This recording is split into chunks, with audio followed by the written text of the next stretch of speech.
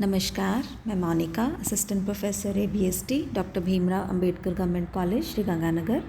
आप सभी का आयकर के इस वीडियो में स्वागत करती हूँ। Income from house property chapter हम कर रहे थे। इसमें हमने इसके रूल्स सारे समझने के बाद न्यूमेरिकल क्वेश्चन स्टार्ट किए थे। लास्ट वीडियो में मैंने आपसे सॉल्यूशन जो थे क्वेश्चन नंबर 2 और क्वेश्चन नंबर 3 के सॉल्यूशन डिस्कस किए थे। आज हम उसी के आगे वाले कुछ क्वेश्चंस देखने वाले हैं। तो क्वेश्चन नंबर 4 की हम बात करते हैं। क्वेश्चन नंबर 4 आपके सामने स्क्रीन पर डिस्प्ले हो रहा है। श्री अमरचंद जैन ने जयपुर में 4 खंडों के एक मकान का कंस्ट्रक्शन 1 जुलाई 17 को आरंभ किया और 30 जून 19 को बन करके तैयार हो गया। यानी कि जो ये मकान है हमारा गत वर्ष 2019-20 में बन करके तैयार हुआ है। ठीक है, तो ये आपको ध्यान रखना है। पहले और दूसरे खंड निवास हेतु और तीसरे और चौथे खंड व्यापारिक कार्य हेतु बनवाए। 1 जुलाई 2019 से पहला और दूसरा खंड 3,000 और 2,000 रुपये मासिक किराए पर किराएदार के रहने के लिए किराए पर उठा दिया। तीसरा खंड एक व्यवसायी को गोदाम हेतु 5,000 रुपये प्रति माह किराए पर, और चौथा जिसकी अनुमानित वार्षिक किराया 48,000 रुपये था, वो खुद के बिजनेस के काम में लेना शुरू कर दिया। ठीक है, और प्रत्येक खंड का जो वार्षिक नगर पालिका मूल्य है, म्यूनिसिपल वैल्यू है, वो 48,000 पहले खंड की, 20,000 दूसरे की, 56,000 तीसरे की और चौथे की 30,000 निर्धारित की गई। पहली जो इकाई है उसका म्यूनिसिपल टैक्स जो है 12% की रेट से जो किराएदार है, जो टेनेंट है, उसके द्वारा चुकाया गया। दूसरी और तीसरी इकाई का 5% की दर से आधा कर श्री अमरचंद जी ने चुकाया और किराएदार ने भी इतनी राशि 5% की दर से चुकाई। यानी कि 5% जो है वो लैंडलॉर्ड ने पे किया। चौथी इकाई का नगर परिषद कर यानी म्यूनिसिपल टैक्स चुकाया ही नहीं गया। कर निर्धारण वर्ष 2020-21 के लिए आपको इन सभी खंडों का नेट एनुअल वैल्यू ये मानते हुए ज्ञात करना है कि नगर परिषद के कर पूरे साल के चुकाए गए हैं। ठीक है, तो ये आपको क्वेश्चन नंबर 4 दे रखा है। तो इसका सॉल्यूशन देखते हैं। क्वेश्चन नंबर 2 और 3 मैं पिछले वीडियो में आपसे डिस्कस कर चुकी हूँ इनके सॉल्यूशंस। तो आज हम बात कर रहे हैं क्वेश्चन 4 के सॉल्यूशन के बारे में। तो देखिए, ऊपर आप हेडिंग लगाइए, computation of annual value for the year 2020-21। 4 units हैं मकान की, लेकिन चौथी यूनिट जो है वो अमरचंद जी के द्वारा खुद के बिज़नेस के लिए यूज़ की जाती है। तो ये हमने जब रूल्स किए थे उस समय पढ़ा था कि जो हाउस प्रॉपर्टी हेड के लिए आवश्यक शर्त है, इस हेड में इनकम के टैक्सेबल होने के लिए क्या शर्त है कि जो मकान है वो खुद के बिज़नेस में प्रयोग में नहीं आना चाहिए। तो चौथी इकाई या 4th यूनिट का यूज़ क्योंकि असेसी अपने खुद के बिज़नेस के लिए करता है, इसलिए उसकी annual value income from house property head में चार्जेबल होगी ही नहीं। तो उसको आप छोड़ दीजिए। तो यहाँ बाकी के जो 3 हैं यूनिट्स, उनकी आप स्टेटमेंट बना लीजिए। Unit first, unit second and unit third, 3 columns बनाइए। तो जैसा कि हमने रूल्स में पढ़ा था कि यदि मकान प्रीवियस ईयर 2019-20 में बनवाया गया हो या ख़रीदा गया हो या बेचा गया हो, तो ऐसी कंडीशन में हमको municipal value, fair rent, standard rent और एनुअल रेंट, ये चारों ही रेंट केवल उतने ही मंथ्स के लेने हैं जितने मंथ्स के लिए वो मकान, वो हाउस प्रॉपर्टी असेसी के पास थी। तो यहाँ म्यूनिसिपल वैल्यूएशन और एक्चुअल रेंट आपको क्वेश्चन में दे रखे हैं। इन दोनों को आपको फिर 9 मंथ्स का ही लेना होगा। इस क्वेश्चन में हमको फेयर रेंट भी गिवन नहीं है, स्टैंडर्ड रेंट भी गिवन नहीं है, तो कोई दिक्कत नहीं है। म्यूनिसिपल वैल्यूएशन ले लीजिए। जैसा कि अभी बताया, जितने महीनों के लिए मकान करदाता के पास है, तो करदाता के पास मकान कब से है?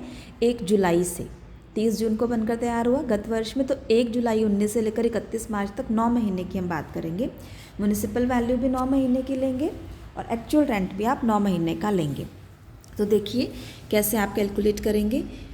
तो जो पूरे साल का जो था एनुअल म्यूनिसिपल वैल्यू जो थी पूरे साल के लिए वो 48,000 थी, 9 महीनों के लिए हो जाएगी ये 36,000। ठीक है, ये नीचे मैंने कैलकुलेशन भी कर रखी है, आप देख सकते हैं।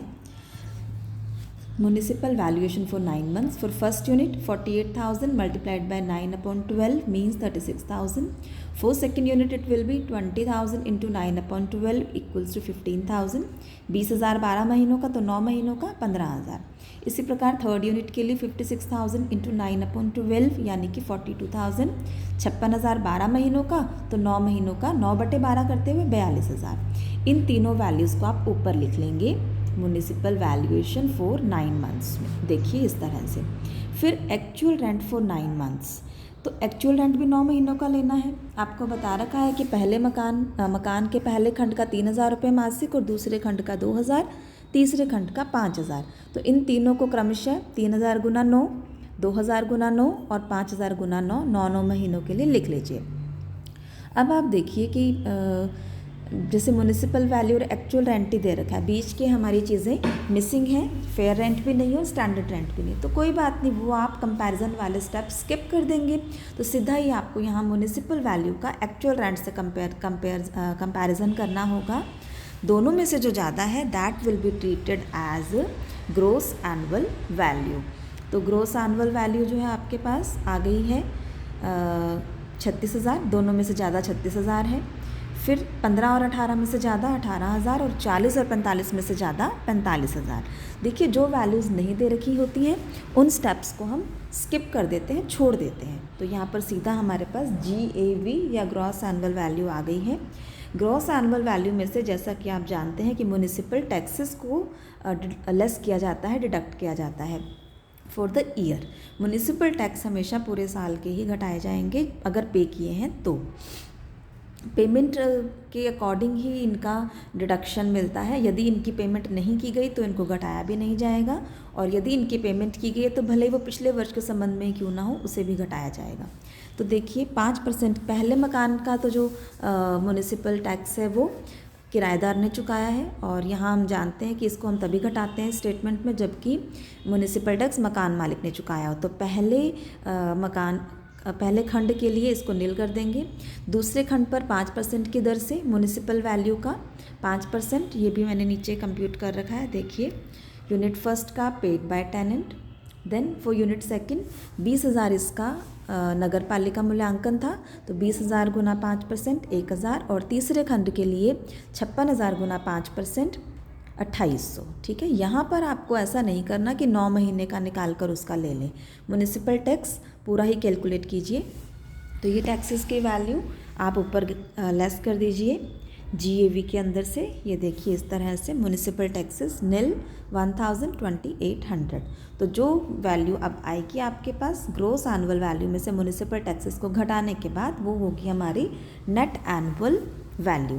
तो पहले खंड के संबंध में 36,000, दूसरे खंड के संबंध में 17,000 और तीसरे खंड के संबंध में 42,200. ये है हमारा सॉल्यूशन क्वेश्चन नंबर 4 का. ठीक है. आई होप आपको समझ आ गया होगा. एक बार आप इसको खुद से करके देखिएगा. और चौथी इकाई का मैंने आपको बता ही दिया कि चौथी यूनिट का यूज़ असेसी अपने खुद के बिजनेस के लिए करता है, इसलिए उसकी जो एनुअल वैल्यू है वो इस हेड में चार्जेबल नहीं होगी. ओके. तो ये था आपका क्वेश्चन नंबर 4 का सॉल्यूशन. अब हम नेक्स्ट एक क्वेश्चन देखते हैं. क्वेश्चन नंबर 6 है ये. देखिए आपकी स्क्रीन पे आ रहा है. यहाँ पर आपके पास 3 हाउस प्रॉपर्टीज़ दे रखी हैं X, Y और Z. तीनों के municipal value, fair rent, standard rent और रेंट रिसीवेबल्स दे रखे हैं. इनमें खुद के रहने की अवधि भी दे रखी है. ठीक है. ये भी ध्यान दीजिए. सेल्फ ऑक्यूपाइड पीरियड जो है पहले मकान का 4 महीने, दूसरे मकान का 1 महीना और तीसरे मकान का जेड का 3 महीना. अनरियलाइज्ड रेंट इन मंथ्स, ऐसा किराया जो कि वसूल नहीं हुआ. 2 महीने का X का नहीं वसूल हुआ, 1 महीने का Y का और Z का अनरियलाइज्ड रेंट है ही नहीं. इसी तरह से वैकेंसी पीरियड दे रखा है. 1 महीना पहला मकान खाली रहा और दूसरे मकान का कोई वैकेंसी पीरियड नहीं है. तीसरे मकान का भी 1 महीना वैकेंसी पीरियड है. प्रत्येक हाउस प्रॉपर्टी पर नगर पालिका मूल्य का 10% टैक्स लगता है, और जो लैंडलॉर्ड है, जो मकान मालिक है, उसने आधे नगर पालिका करों का भुगतान किया. तो ध्यान दीजिए आधे नगर पालिका करों का भुगतान किया तो फिर आधे नगर पालिका करों की ही आपको यहाँ पर डिडक्शन देनी होगी जब आप म्यूनिसिपल टैक्सेस घटाएंगे ग्रॉस एनुअल वैल्यू में से. ठीक है. नेक्स्ट देखिए अब इसका सॉल्यूशन. 3 मकान है, 3 कॉलम्स बना लीजिए। Computation of taxable income from house property for the assessment year 2020-21 X, Y and Z. सबसे पहले एज वी नो कि म्यूनिसिपल वैल्यू और फेयर रेंट का कंपेयर करते हैं, दोनों में से जो ज़्यादा होता है उसको ले लेते हैं। तो तीनों मकानों की म्यूनिसिपल वैल्यू ले लीजिए, तीनों मकानों का फेयर रेंट लिख लीजिए। ये थाउजेंड्स में है अमाउंट्स, ऊपर आपको लिख देना है स्टेटमेंट पे, मैंने लिखा नहीं है, लिख दीजिएगा अमाउंट्स इन थाउजेंड या फिर फिगर्स इन थाउजेंड्स। तो ये 1,32,000, 1,28,000 और 1,08,000 है। ऐसे ही फेयर रेंट पहले मकान का 1,36,000, दूसरे मकान का 1,20,000 और तीसरे मकान का भी 1,20,000। तो 3 0 हमने ऑमिट कर दी हैं क्योंकि फिगर्स पूरी स्टेटमेंट ही हमने ऊपर ही लिख देना है, फिगर्स इन थाउजेंड्स। तो अभी आप देखिए म्यूनिसिपल वैल्यू और फेयर रेंट में से जो ज़्यादा है, एक्स के लिए 136, वाई के लिए 128 और जेड के लिए 108 और 120 में से ज़्यादा 120। तो ये आपके सी पॉइंट में आ गया। देन डी पॉइंट में हम इस जो वैल्यू जो दोनों में से ज़्यादा अभी ऊपर लिखी है सी में, इसको कंपेयर करते हैं मानक किराया यानी स्टैंडर्ड रेंट से। वो भी क्वेश्चन में प्रोवाइडेड है 120, 140, 120। तो अभी आप सी और डी को कंपेयर कीजिए, जो दोनों में से कम है उसे ई पॉइंट में नोट कर लीजिए। तो 136 और 120 में से कम 120, 128 और 140 में से 128 और तीसरे मकान में 120, 120 दोनों हैं तो 120 से लिख लीजिए। तो ये आपके पास ई पॉइंट में आ गया, whichever is less of C और D. Now we should compare it with rent receivable. अब देखिए यहाँ ध्यान दीजिएगा, रेंट रिसीवेबल एफ पॉइंट में मैंने लिखा है। जब आप ये रेंट रिसीवेबल फाइंड आउट करेंगे तो ये आपको ध्यान देना है, हम इसमें एक्सक्लूड करेंगे सेल्फ ऑक्यूपाइड जो पीरियड है मकानों का और अनरियलाइज्ड रेंट कितने महीनों का है उसको हमने एक्सक्लूड करना है। तो पहले मकान के संबंध में आप देखिए पहला मकान के स्वयं के रहने की अवधि 4 महीने है और अनरियलाइज्ड रेंट है 2 महीने का, तो यानी 6 महीने को आपको एक्सक्लूड कर देना है। 12 में से 6 महीने को एक्सक्लूड करेंगे तो फिर आप लेंगे कितने महीनों का, 6 महीनों का। फिर वाई मकान के लिए देखिए, 1 महीना खुद के रहने के काम में आया और 1 महीना अनरियलाइज्ड रेंट है 1 महीने का, तो कुल मिलाकर 2 महीने एक्सक्लूड कीजिए। 2 महीनों का एक्चुअल रेंट जो है या रेंट रिसीवेबल है उसको छोड़ दीजिए, यानी 10 महीनों का लीजिए। और जेड के संबंध में खुद के रहने की अवधि 3 महीने और अनरियलाइज्ड रेंट है नहीं, तो 3 महीनों को आप एक्सक्लूड कीजिए, मतलब 9 महीनों का आपको रेंट रिसीवेबल फाइंड आउट करना है।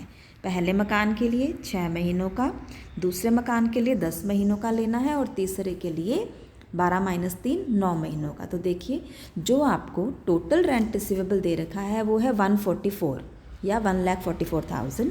तो इसको आप 6 महीनों का निकाल लीजिए, ये देखिए। तो ये 72 पहले मकान का, फिर 180 12 मंथ्स का है, आपको 10 मंथ्स का चाहिए तो 180 इंटू 10/12 150। और तीसरे मकान के संबंध में 108 या फिर 1,08,000, ये 12 मंथ्स का है, 9 का लेंगे तो 108 इंटू 9/12 यानी 81,000 या फिर 81। तो ये आपके पास यहाँ पर रेंट रिसीवेबल आ गया, excluding self occupancy period and unrealised rent.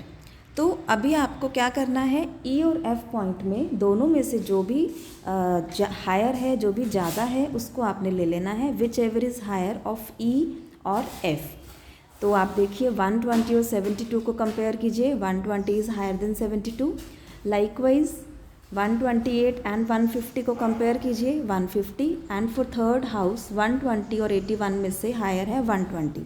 तो ये आपके पास आ गया whichever is higher of E और एफ। इसको हम base for gross annual value भी कह देते हैं हमारी सुविधा के लिए, बेस फॉर GAV 120, 150, 120। लास्ट में बेस फॉर GAV के अंदर से हमको रेंट ऑफ वैकेंसी पीरियड को घटाना होता है। पहले मकान के संबंध में वैकेंसी पीरियड 1 महीना है, दूसरे मकान में है नहीं और तीसरे मकान में भी वैकेंसी पीरियड 1 महीना है। तो 144 क्योंकि 12 महीनों का है और एक्चुअल रेंट डिवाइडेड बाय 12, तो रेंट फॉर वैकेंसी पीरियड हो गया 12। दूसरे मकान के लिए नील और तीसरे मकान के लिए 108 12 महीनों का है, तो 12 से डिवाइड कीजिए, 1 महीने का रेंट ऑफ वैकेंसी पीरियड आ जाएगा 9। ठीक है, अब आप इसको लेस कर दीजिए। Now the value will get is called gross annual value. तो इसको आप ऐसे समझिए, base for gross annual value में से आपको rent of vacancy period less कर देना है। जो वैल्यू आएगी वो हमारी क्या कहलाएगी, ग्रॉस एनुअल वैल्यू, सकल वार्षिक मूल्यांकन। तो यहाँ पर 108, 150 और 111 आ रहा है। लेस करना होता है जीएवी में से, हम जानते हैं municipal taxes paid by honour. Deduction paid की दी जाती है, जितना पे किया है ऑनर ने उतने की डिडक्शन दी जाती है। अनपेड की या आउटस्टैंडिंग म्युनिसिपल टैक्सेस की डिडक्शन हम नहीं देते यहाँ। तो municipal taxes paid by honour. तो यहाँ देखिए, जो नगर पालिका मूल्यांकन है उसका 10% रेट है और उसका आधा ही जो है वो मकान मालिक ने चुकाया है। तो आपको क्या करना है, नगर पालिका मूल्यांकन देखिए कितना है। नगर पालिका मूल्यांकन पहले मकान का है 132 या 1,32,000। तो 132 को आपने 10% निकाल लीजिए, 13.2 हो गया। और चूंकि आधा ही उसने पे किया है तो हमको आधे की छूट देनी है। 13.2 का आधा 6.60। तो आपको ये इस तरह से निकाल लेना है। तो 6.60 हो जाएगा। देन फॉर वाई हाउस 128 है म्युनिसिपल वैल्यू। 128 का 10% 12.8 और उसका आधा 6.4। Likewise for Z house 108 multiplied by 10% 10.8, इसका हाफ कीजिए 5.40। तो इसको आपने ग्रॉस एनुअल वैल्यू में से लेस कर देना है म्युनिसिपल टैक्स को। नेट एनुअल वैल्यू आपके पास आ जाएगी 101.40 for house X, 143.60 for house Y and 105.60 for house Z. तो ये आपका तीनों मकानों का जो है नेट एनुअल वैल्यू आ जाएगा। अब आपको इसमें से 30% की जो स्टैट्यूटरी डिडक्शन है वो दे देनी है नेट एनुअल वैल्यू में से। नेट एनुअल वैल्यू में से हमको 2 डिडक्शंस देनी होती हैं, पहली स्टैट्यूटरी और दूसरी इंटरेस्ट ऑन लोन की। यहाँ लोन के संबंध में कोई सूचना है नहीं, तो केवल आपको स्टैट्यूटरी डिडक्शन ही लेस करनी है। 30% ऑफ नेट एनुअल वैल्यू। तो नेट एनुअल वैल्यू 101.40 का 30% 30.42। इसी प्रकार से 143.60 का 30% 43.08 और तीसरे मकान के लिए 105.60 का 30% 31.68। तो अब आप इसको घटा दीजिए नेट एनुअल वैल्यू में से 30% जो अभी हमने स्टैट्यूटरी डिडक्शन लेस करा है। अभी जो आपके पास आ रहा है वो है taxable income from house property. ठीक है, तो ये आपका सॉल्यूशन था क्वेश्चन नंबर 6 का। ये क्वेश्चन आपका कोटा यूनिवर्सिटी में बीकॉम के अंदर बीकॉम के एग्ज़ाम्स में 2017 में आ भी चुका है। तो बहुत ही सिंपल है, जो रूल्स हमने किए हैं उन्हीं को हम अप्लाई कर रहे हैं। तो फॉर दिस हमको ज़रूरी है कि सारे रूल्स लर्न हो, टिप्स पे हो, तभी हम उनको क्वेश्चन में अप्लाई कर पाएंगे। तो अभी आज के लिए इतना ही। आप इन क्वेश्चंस को दोबारा से करके देखिए। क्वेश्चन भी मैं आपसे शेयर करती हूँ और सॉल्यूशन भी, तो आप इसको देखिए। इसका PDF भी शेयर करती हूँ और आप इसको अच्छे से देखिए और करके देखिए अपने आप से। कोई प्रॉब्लम आए तो आप मुझसे पूछ सकते हैं। आज के लिए इतना ही। Thank you so much.